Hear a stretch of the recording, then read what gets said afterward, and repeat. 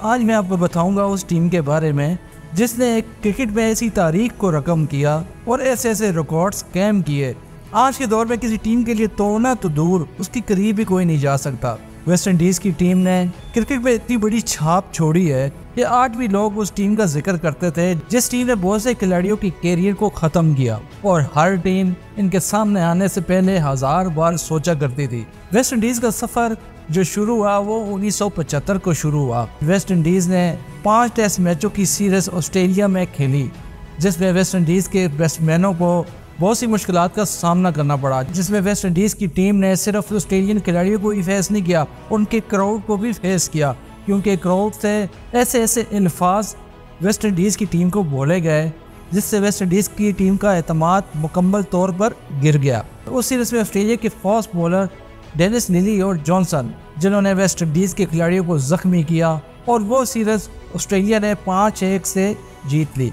उस सीरीज़ के बाद वेस्ट इंडीज़ के कैप्टन क्लाइव लॉयड ने एक स्टेटमेंट दी। उन्होंने कहा कि हम तुम्हारी तरह भी क्रिकेट खेल सकते हैं, हम तुमसे ज़्यादा तेज़ फास्ट बॉलर ला सकते हैं।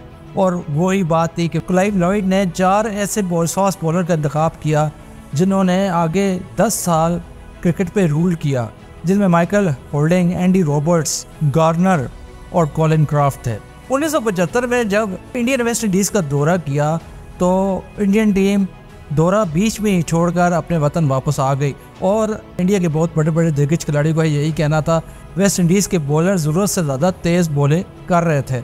और उस वक्त एंडी रॉबर्ट्स ने एक स्टेटमेंट दी। उन्होंने बोला फास्ट बॉलिंग का सामना करने के लिए बहुत बड़े कलेजे की ज़रूरत होती है, कि अगर आप फास्ट बॉलर को फेस नहीं कर सकते तो आप स्लिप पे आउट हो जाओ। उसके बाद जब वेस्ट इंडीज़ ने 1976 में इंग्लैंड का दौरा किया तो उस वक्त इंग्लैंड के कैप्टन टोनी ग्रेग थे। वेस्ट इंडीज़ जैसे ही इंग्लैंड में पहुंची तो टोनी ग्रेग ने एक ऐसी स्टेटमेंट दी जो स्टेटमेंट जंगल में आग की तरह फैल गई।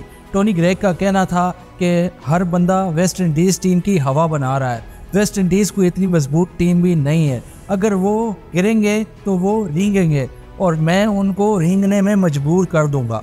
उस वक्त ये कहना समझदारी नहीं थी, क्योंकि जितनी भी ब्लैक कम्युनिटी है वो साउथ अफ्रीका में नस्ल परस्ती की जंग लड़ रहे थे, और इस स्टेटमेंट ने आग में घी का काम किया। वेस्ट इंडीज़ ने तो बदले में कोई स्टेटमेंट नहीं दी, लेकिन क्लाइव लॉयड का अपनी टीम को एक ही पैगाम था। उसका कहना था कि जो टोनी ग्रेग ने कहना था वो कह दिया, अब हमने जो ग्राउंड में करना है वो हम करेंगे। और टोनी ग्रेग की इस स्टेटमेंट की वजह से बहुत से और खिलाड़ियों को इस चीज़ को भुगतना पड़ा। वेस्ट इंडीज़ ने जो फायर पावर उस सीरीज़ में दिखाई वो देखने लायक थी।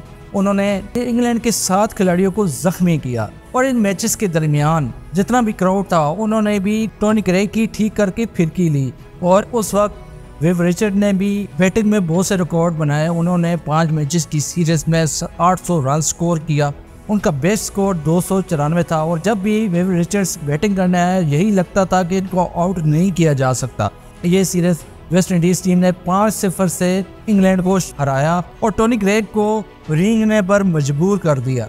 वेस्ट इंडीज़ टीम ने 1980 से लेकर 1995 तक एक सिंगल सीरीज भी नहीं गंवाई। ये अपने आप में बहुत बड़ा रिकॉर्ड है। ऑस्ट्रेलियन टीम ने भी क्रिकेट में रूल किया है, लेकिन इतना बड़ा कामयाबी का पीरियड गुजारना ये वेस्ट इंडीज़ के लिए बहुत बड़ी अचीवमेंट है। वेस्ट इंडीज़ ने नॉन स्टॉप 2 वर्ल्ड कप भी जीते, और तीसरे वर्ल्ड कप 1993 में वो इंडिया के खिलाफ चूक गए। तो वेस्ट इंडीज़ ने क्रिकेट हिस्ट्री में बहुत बड़ा इरा गुजारा है, और जब तक क्रिकेट मौजूद है, जब तक क्रिकेट खेली जाएगी, वेस्ट इंडीज़ की इस टीम को याद रखा जाएगा।